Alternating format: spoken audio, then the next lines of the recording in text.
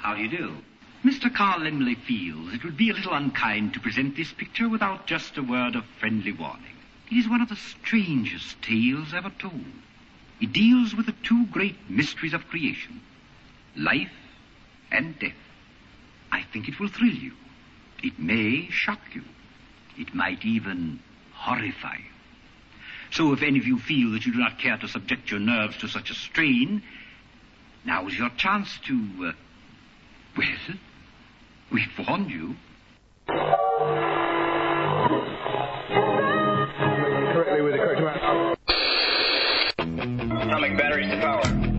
Turbine speed. Got fat robots hunting down fat Albert the Cosby Kid. It sounded good at the time, but I don't see this working out now. Who the hell are you anyway? I don't know. Who is this irresistible creature who has an insatiable love for the dead? Long Shot Ken. I see this whole segment going wrong. Big Papa Pete. Just sitting out in the air and gathering flies. There is another dude, I forget. Den.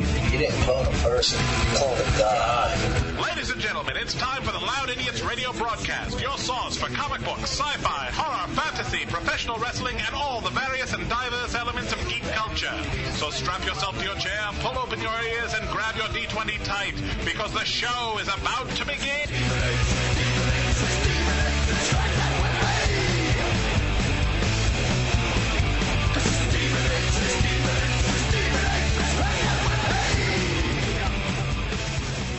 Good evening, ladies and gentlemen.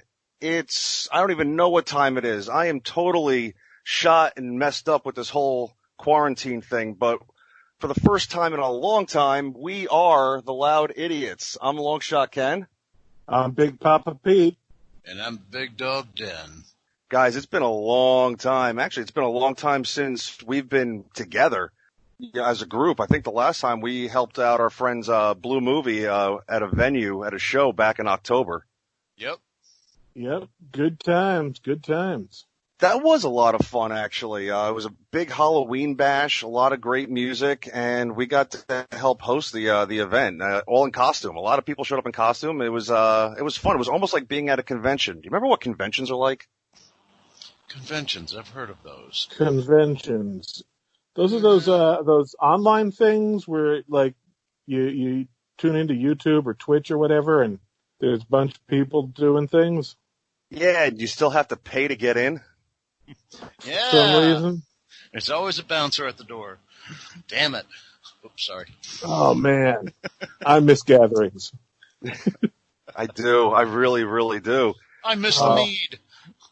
I you know what? I've missed you guys, actually. Ditto. I've been okay. Yeah, so, I gathered. I figured you would just be all right with this. Yeah. No, but you know what? We're gonna try this. We're back, and we got some really cool stuff lined up for the next few shows. We're gonna be talking. Yeah, we're gonna be talking to some old friends and some newer friends, and actually tonight we have one of those newer friends. I got a chance to sit down and talk to James Murray from Impractical Jokers about the new book in his trilogy, Awakened. The new book's called Obliteration, and it comes out this week, and I'm really kind of excited for it. Very nice. Actually, Pete, you were one of those guys that I think helped originally turn me on to Impractical Jokers. Yeah, that all came through the Monkey Boy. Monkey Boy is a big fan of Impractical Jokers. And you know, it just makes it all the better that they're local to the tri-state area for us. Yeah. Now, Den, have you ever seen the show? You gotta forgive my age. I believe I have, but I can't swear to it. It's a show about a group of 4 friends that have known each other for years, and it's them essentially making them do crazy, stupid stunts for points in a game. Yeah. Okay, miss it. Nope, don't know that one. Mercilessly practical joking each other. Yeah. Oh my God. Actually, when we got to talk to Murr about 2 years ago, Pete was with me during it. We were talking about the book Awakened, and he had just kind of started spilling the beans that there was a movie. They had just finished wrapping a movie, which actually came out last year, and hysterical. Did anybody, Pete, were you able to see the movie yet? Or I was not. Correct me if I'm wrong, but I thought it came out this year, just ahead of the whole COVID thing. That's right. Situation. That's right. It did. I think it came out in like February. And then with everything going on, they did the push and did the video on demand release about 2 months ago. That was smart. Again, part of the reason why this is all screwing with me, because normally a movie comes out and then it takes a couple of months for it to come out on, video on demand and all that stuff, and I'm just shot with my timetables on when all this happened. Oh, not for nothing. My entire standards are shot when it comes to things like that now because the industry's changed on its head. I'm curious to see what's going to happen when it's over and if movie theaters actually start to reopen. I don't care. I'm going to see the last Bond in a theater with full wraparound sound. I will not be denied. Well, you might be you might be happier to hear that it looks like the pushback release in November actually got changed again, and it's going to be coming out earlier. There is a God, and he carries a Walther. And that Walther turns into Megatron. That was a Luger. It's the best kind of Walther. One of the things that I've been able to do during all this is go down a YouTube rabbit hole, which is going to actually show up in a future episode with another guest that we have. One of the things that I've been loving, I found a guy on YouTube that pretty much does all retrospectives of old toys and, stuff that was planned that never happened and histories of like individual like toy properties. And one of them I was watching, it was just all about knockoff toys from 80s lines. Oh. So it was like all of like the knockoff Masters of the Universe ones that apparently Mattel went to court with some of these companies over. Yep. And one of them was hysterical because they were showing like, and God, I don't even know when this had to be like, I guess much later, but one of them was like a Transformers knockoff line and it was some sort of vehicle in its robot form. And in the center of the chest was the face of Thomas the Tank Engine. I'm not going to offend one in franchise. I'm going for two. I'm going to catch them when they're young and slightly older. Isn't the purpose of doing the knockoff toys to do it as cheaply as possible? Make it as quick. These guys were innovative. They did 2 generational things in one, or 2, toddler phase and, youngin'. But that whole segment of the industry relies on people not being smart enough to tell the difference between anything, not being discerning enough to say, hey, you know what? My toddler will enjoy this again as he grows up. Does it make it to the second one? You know how you have pass-me-down toys from brother to sister? Yeah. Does one of those actually survive? The answer is no, because they were cheap knockoffs. Ah, okay. I don't think a lot of those were made to last long. I remember seeing stuff like that in like bargain bins at like discount thrift shops. Oh, yeah. Oh, yeah. That's what we've got dollar store for now. Even then, you don't see a lot of those at the dollar store anymore. You got a point. Actually, I'm seeing a lot of licensed stuff at the dollar store. Yeah. Complete flip. It went from knockoff central to legitimate enterprise. Or at least, unless the packaging's just fooling us. I don't know. I've seen a lot of WWE stuff with the hologram. Wow. Oh, wow. Okay. Yeah. All right. Little hologram, but, It is a hologram. I may have to take a trek over to a dollar store now. Yeah. It's nothing good. Don't get me wrong. It's just officially crap. It's just official crap. I haven't been to one since this began. So I don't know whether or not, are they open? Oh, yeah. Okay. They sell essential goods, like toilet paper. That's back in stock. Ah. But it's a dollar store, so it's not the kind you want. Nothing wrong with dollar store toilet paper, man. Oh, I've got plenty of it, and I personally may not have a problem with it, but I know my rear end does. Yeah. Man, y'all got sensitive heinies. I do. In my old age, I plead for that one. Yes. I plead the 5th or 4-1. So how are we all doing in our bunkers, by the way? Yeah, we're out of the Loud Idiot compound and in our own private Loud Idiot bunkers. This hit us when we were dispersed.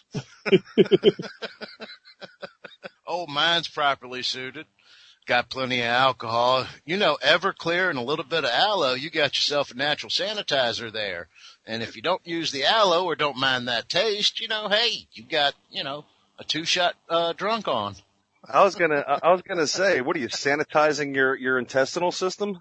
I want to be sensitive inside and out. That's what the aloe's for. No wonder why the dollar store toilet paper's really hurting you. Yeah, no joke. I got good reads. I got my video games, all of 2 of them, that I'm playing. I'm slow that way. What have you been playing? Oh, come on. Forever Quest. Okay. And I play a mobile game called Golf Clash. Golf Clash is fun. Golf Clash is pretty fun. Hey, Pete. Hey, Pete, how have you been passing the time? I know you started getting back into a bit of a video game kick. I got started on Red Dead Redemption 2 finally, and I'm digging it. That is, I mean, you know, it's Rockstar for you, man. They've made a beautiful world for you to play around in. I love the first game. I got maybe about 3 hours into the second, and one of the things I was just shocked about was it is the largest game I've ever installed on my PlayStation. Oh yeah, that's for sure. Hey, Dan, this game to install is 100 gigabytes. Holy wow. Yeah. Wow, I respect that. We call that epic. And then you still have to, and then you still have patch updates, downloadable content. Oh my God. Well, Ken, what have you been playing? I went in an opposite direction. I've been taking a big step back and playing a whole bunch of older console games. Pitfall, I went Harry. Back. I said older, not old. I've been having fun. Right now, my living room has a PS4, a PS3, and an Xbox 360 in it. And even with those, I'm still playing older generation games on those consoles. So, like, I've been going back and playing a whole bunch of, like, old role-playing games and medieval fantasy stuff. I went back and revisited Baldur's Gate, Dark Alliance. Anybody been doing any binge watching? I started a whole bunch of old series that never got into, and I'm still kind of going through. I got through 4 seasons of Smallville. I never watched that really before. Oh, I'm sorry. Yeah, well, you're the one who gave me my update, so I didn't know that. What about you guys? What have you been watching? The Last Kingdom, dude. If you haven't seen it, do yourself a favor. You got primarily, it's a historical drama in England surrounding the 4 separate kingdoms. King Albert, great swordsmanship, the Danes. Even though they're the quote-unquote bad guys, I love the Danes. You gotta admire the heathen. But yeah, no, check it out. Last Kingdom, highly recommended. I'm gonna go back and watch it again. Cool. Hey, Pete, so catch us up on what you've been watching too. You know what? I completely forget what I was watching the first half of all this. But recently, the last couple of weeks, I've finally been catching up on Agents of S.H.I.E.L.D. Really? Yeah. Okay, have you seen all of them yet? Not all of them. I'm probably a couple episodes from the end of season 6. Is that Kree or not Kree? It's post-Kree. Post-Kree? This is where we've got, what's her name, the Aztec deity that's jumping from body to body. Okay, don't tell me anymore because I have not caught up. Okay. Okay. I totally gave up on that during the Ghost Rider run. The Ghost Did Rider you see one wasn't inconsistencies in, was it editing, performance, or storyline in that? Because it went high-low, and I was, parts of it I liked, but other aspects I was severely disappointed in. Personally, for me, I thought it started off good, but it just seemed like it got tedious and a little boring for me. Didn't but it that's seem like just, they but didn't that was know me. where to go with it? Like, what do we do? Yeah, Pete and I got into a discussion about that a couple of weeks ago, and I might have to give it another shot. Yeah, it was an interesting way of dealing with the whole Robbie Reyes Ghost Rider storyline. It's I mean, it is what it is. It's not bad. I think the whole series really fell off from its premise. I've always had a problem with the way people complain about S.H.I.E.L.D. and how it fits into the Marvel cinematic universe. To me, I never had a problem with it. I've always loved S.H.I.E.L.D. because they are the logically illogical. You know they're there. You know they're in the background. You know they carry some big gloves. Okay, but when they step in and how they step in, you never friggin' know. Yeah. And I've always enjoyed that aspect of it. So I would have expected to have a little bit for season 1. We had a lot of that zaniness in it, but then they had to follow with the movie arcs. So, yeah. And I thought that put a heck of a stress on it under the situation. I thought they did very well at first, from Hydra folding and the recovery and so forth, but then it went a little bit sideways. Yeah. I think my only complaint with the way it's integrated into the movie universe was the way they had to tread water until we got the big Winter Soldier reveal. Yep. Like they had to wait for the movie to come out before they could do their reveal. And that hurt, but it wasn't that big of a deal to me. I found it a little weak the way they kind of half-heartedly, and I don't even know if you've gotten to this part yet, but the way they kind of half-heartedly tried to basically just name drop Thanos into it. No, I haven't gotten that one yet. Yeah, basically we have one character showing up, and it's essentially, well, if you're not ready for this, you're not ready for the threat that's on its way to your planet. Okay. His name's Thanos. Dun dun dun. Yeah, and and we go nowhere from that. It's like they get distracted, and I guess all of Endgame and Infinity War takes place while S.H.I.E.L.D. is distracted with other stuff. Okay. Well, on that note, we're going to take a quick break, and we're going to cut to our guest for the evening, James Murray, to talk about Obliteration. How's that sound? Sounds like a plan, brother man. Absolutely. All right, guys, thanks for sticking around. We'll be back right after this. All right, Longshot Ken for Non-Productive. I have the absolute honor of having one of my favorite Impractical Jokers and now a really awesome author. We have James Murray. How are you today? I'm good. How are you, bud? Good to see you again. I'm doing great, bro. I loved Awakened. I thought it was a really cool new age, supernatural story with a lot of thrills, and it kept me guessing, and it kept me turning pages the whole way through. That's great.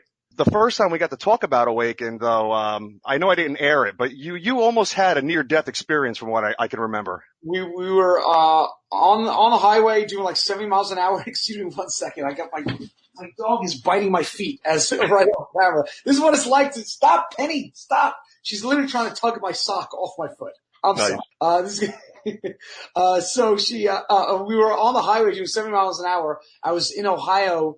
They're building the set we built a haunted house based on the first book. It was the Awakened Experience, we called it. And fans went through the whole haunted house based on the scenes, the sets from the book. Like a subway tunnel, the car itself, the creature's nest. And then my Uber driver just smacked right into the back of a car at 70 miles an hour, and the airbags went off everything, but it was pretty scary. The books are scarier, but it was pretty scary. I was nervous for you because I was kind of on the other side of that call, and I was like, oh my God, we lost Mur. So, the reception, initially for the first book I heard was phenomenal, and it was enough that you guys are now up to your third book. We had Awakened. Then we had The Brink last year, and now Obliteration, which is out this week. Can you tell us a little bit about what we can look forward to going into this? So Obliteration is the culmination of the trilogy, but you don't have to have read the first two books to know what's going on and to love the book. We catch you right up. And it's basically in Obliteration, the former mayor of New York, Tom Cafferty, has to team up with his arch nemesis, this evil, shadowy figure called Albert Van Ness, because only the two of them together can stop the rise of these prehistoric underground creatures that are smarter than us, scarier than us, evolve quicker than we do, and they have to work together to take down the real apex predator on the planet. It is fast-paced, action-packed. You flip the page, you can't stop turning it. You're gonna love it. It's like the best summer reading you're ever gonna have, and you don't have to have read the first 2 books to know and love this book. Now, tell us a little bit. How have you been handling the quarantine too with this, and how is being able to promote the book? Has it helped or hurt it a little bit for you? It's interesting. It's helped writing, that's for sure, because I had nothing but time to write. You know, we can't film Jokers at the moment, but we're filming a new show called Impractical Jokers Dinner Party from home. So we film that every week. We air it on Thursday nights on True TV at 10. So that's been fun. But we had to postpone our tour too. We were supposed to be on the road touring. Right. So having all this time has done a couple things. It's led to a lot of new books. So I have, other than Obliteration, I have 5 new books coming out after Obliteration that have nothing to do with the Awakened trilogy. They're all standalone thrillers.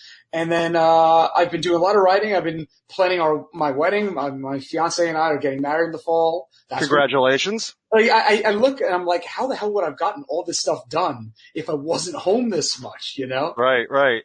Well, let me ask you too. When we first talked, you had told me the headaches and the pratfalls and the hardships of what it was to just get Awakened published and out there. You worked with HarperCollins. You got 3 books out now. You have the 3-book deal, but now you're talking about 5 more books. Like, do you have a fire lit up under you now after all this? No. It's our fan base is so supportive of everything the guys and I do that when you go into a meeting and you have this kind of incredible fan base that loves the guys and I and supports everything we create, whether it be Sal's stand-up comedy or Joe's charity work or Q's beer company or my novels, it adds a lot going to a meeting. You know what I mean? It puts a lot on the table that I can offer a publisher. And I think the ideas are the easy part, because I can come up with ideas all day long, you know, and that's the hardest part, of course, is writing the damn things, because it has to be great. You can't ever let the fans down. They're invested so much in what the guys and I do, and I think that so much of Jokers is really good work that I never want anything I produce or create to be less than that bar. So the hardest part is after you write the book, you get to the end and you're like, what the hell did I just write? And you start back from page 1, from literally word number 1, and you go through word by word by word to make sure it's exactly right and punches and builds and feels the right way for the reader and is giving the reader what they want or what they need or what they don't expect, you know? So I take a huge personal responsibility in making sure these books are excellent and in just immensely readable. Tell me a little bit about also what it's like collaborating with Darren. Darren's great. He's a great guy. We're the same age. We love the same movies and TV shows. He's a huge horror thriller fan. He's all around great guy. And him and I have like good complementary skill sets. He's very good at description and world building. I'm very good at dialogue and plot and pace. So together we make one decent writer. Now, moving forward with these next projects you have, are these going to be solo or will you be collaborating again? 3 of them are two of them. The next 2 are with Darren, and then 3 of them are a children's book series, a comedy thriller series, with an employee of mine. Her and I created the books together and just finished the first one. Very cool. Also, congratulations with the Impractical Jokers movie. It seemed like there was a little bit of a hardship about how that was getting released. We filmed it in 2018 and finished it in that summer. And then there was all sorts of kind of twists and turns in the distribution of the movie. And we were fortunate enough, thank God, to have gotten it out in theaters. We played for 2 weeks in wide release before the theater shut down. So at least I got 2 weeks, man, on the big screen. I was able to get out and see it. I loved it. Oh, thanks. That punishment at the end is real. I climbed out on a plane while it was in the air. Oh my God. Well, I got to tell you, as much as I love you on the show too, I think the one bit that stood out the best for me was Joe in the cavern. That is based on, so my Awaken trilogy Right. is inspired in many ways by Aliens, by my favorite movie, The Descent. And in the Joker's movie, the scene you're talking about is the guys and I making fun of the movie The Descent, where Joe has been trapped in a cave system since the mid-'80s. Yep. And he's pale and his ears are pointy. He's got a bald head. That's one of my favorite moments. That's the same homage to the movie The Descent as in my books. That film, I think, has to be one of the greatest contemporary horror films to come out within the last 20 years. I agree. Just the sense of claustrophobia as the film progresses, like you actually feel like you're in there with those people, like gasping for air points. It's crazy. I agree. I loved it. It's probably top 3 favorite horror movies of mine of my entire life. And the only one in recent time that I think is as good was The Arrival. I don't know if you saw that one. Just because I didn't see it coming, it was a great sci-fi film. It was really good. Well, let me put you on the spot because you are a horror fan too. Classic Universal monster. Specifically Universal, as in a Universal property? Yeah. Yep. I was really excited. I was really excited for them launching this Monsters universe, and they tried it with the Mummy and it didn't work. It didn't take off. I was excited to see a Dr. Jekyll and Mr. Hyde movie, and it didn't go. I guess Frankenstein is a classic Universal monster. James Whale's direction. I think it's one of the top. Yep. Now the other thing too is I think we had mentioned it. Is there a possibility at least with this Awaken franchise or series that we're going to see anything come to screen? Or I think we might have teased a possible comic book too. That's the plan. It's always the plan. Anytime we write these books, the plan is always to develop it as a TV show or movie based on that, So as soon as we reopen everything, I'm back out to pitching. So.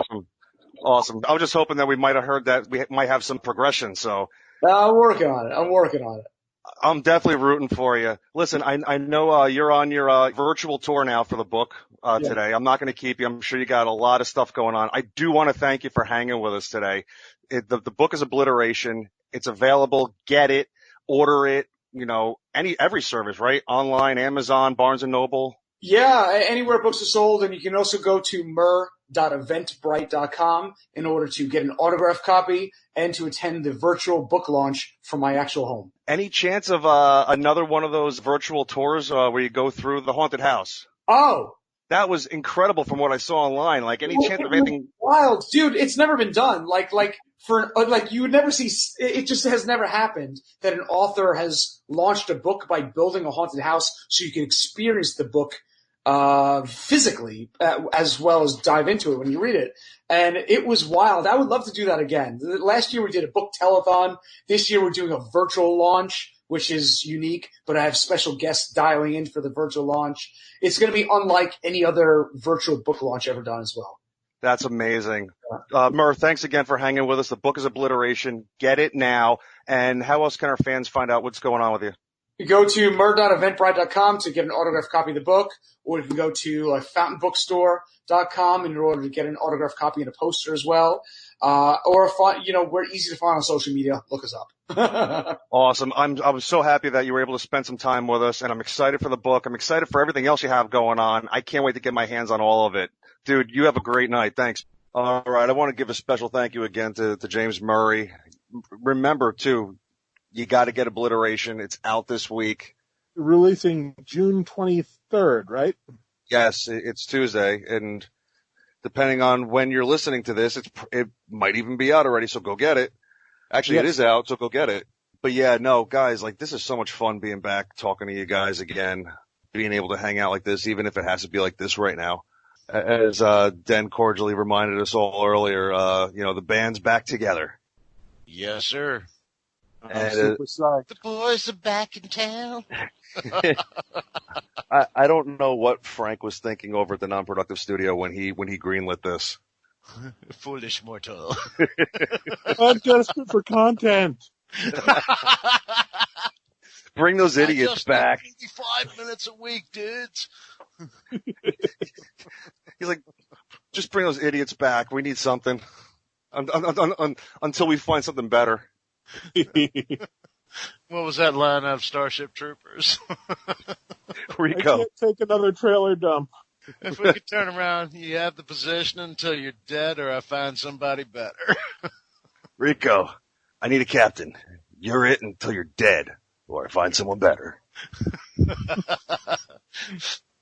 Michael Ironside, God bless you.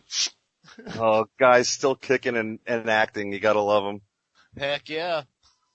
So, speaking of Michael Ironside and Starship Troopers and movies in general, another cool thing is, it looks like, guys, we got a green light to bring the Loud Idiot Movie Awards back. Finally, the 11th annual Loud Idiots Movie Awards. Lima. I don't even remember how many we've done. I completely pulled 11th out of my butt. But I think we're going with it. We also haven't been doing it annually. Yeah, this is true. But yeah, no, Loud Idiot Movie Awards are back. Does that mean we could turn around and do one for the times that we have been out? That's a concept we must ponder. I'm thinking it's been so long since A, we've done it, and B, since we even started the whole thing, so much more has come out and been released since. Like, we could maybe even rehash some old categories. Oh, we're going to have to. This is just going to be a granddaddy. One way or the other, it's going to be a granddaddy. The less work for us, the better. Tremendous amounts of progeny. Who can we con into doing this? Oh, I've already made phone calls. Awesome. Wise man, wise man. Yeah. I'm excited about all the new possibilities for categories. You know, we could do Best Star Wars Trilogy. You're right. That now qualifies. Best Star Wars knockoff. That's a good one, actually. There have been Best Star Wars many character knockoffs that based a premise on it. I'm looking forward to bringing the award show back. It's going to be fun. We're going to have a lot of people coming back. Like I said in the beginning, we're going to have some old friends and some new old friends coming back to help us out. That's how we roll. That's how we roll. So guys, listen, it's been fun. I'm glad that we were able to do this. I can't wait for what's coming next. I have an idea of a couple of things. I'm going to keep all of you guys in the dark. Not just the audience, you guys too. Nice. Surprise, surprise. But yeah, no, it's going to be fun, guys. Thank you so much for doing this. Absolutely. Welcome back, brother. And I'm super psyched for Oblivion by Oblivion? Obliteration. I'm too excited to even get the name right.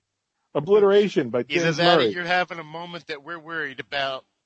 And yes, No, I'm just excited. Trust me. Where's my Everclear? And yes, everybody remember to pick up Obliteration, available now by James Murray and his co-writer Darren Wearmouth. It's going to be a riot. I can't wait to read it. And just in case you haven't, make sure you pick up the 2 books prior. This is a trilogy. That is correct. And all of them are available now. Guys, that is going to do it for us. I am Longshot Ken. I'm Big Papa Pete. And you got the old dog down here. All right, guys, for the first time in a long time, Loud Idiots. Out! This has been a non-productive media presentation. Executive producer Frank Hablawi. This program and many others like it on the Non-Productive Network is distributed under a Creative Commons Attribution Non-Commercial No Derivatives license. Please share it, but ask before trying to change it or sell it. For more information, visit non-productive.com.